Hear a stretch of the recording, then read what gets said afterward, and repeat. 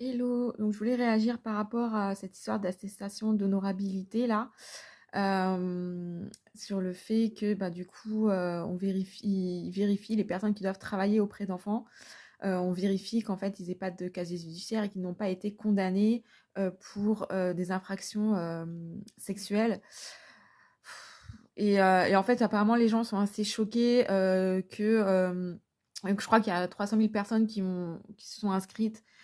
sur ce truc et qu'il y a plus de 1700 personnes en fait qui avaient été condamnées, qui actuellement travaillaient avec des enfants et on s'est rendu compte qu'en fait ils avaient déjà été condamnés. Mais 1700 c'est rien parce qu'en fait il faut se rendre compte qu'aujourd'hui en France c'est moins d'1% de condamnation. C'est-à-dire que déjà il y a très peu de personnes, d'enfants qui ont été victimes qui portent plainte pour plein de raisons. Mais en plus, parmi les rares personnes qui portent plainte, bah, finalement, il n'y a que 1%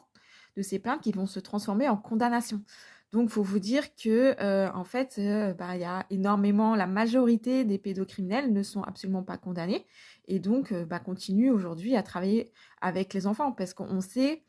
que ces personnes-là, du coup, choisissent en général un travail où en tant que bénévole, ils vont travailler auprès d'enfants parce que, ben voilà, c'est assez logique finalement pour pouvoir avoir accès à des enfants. Donc, ce serait bien aussi de rappeler ça parce qu'en fait, oui, la mise en place de cette attestation est bien, mais qu'elle est loin d'être suffisante et qu'il faudrait surtout se dire mais comment on fait pour qu'il y ait plus de condamnation en fait et qu'on prenne vraiment en charge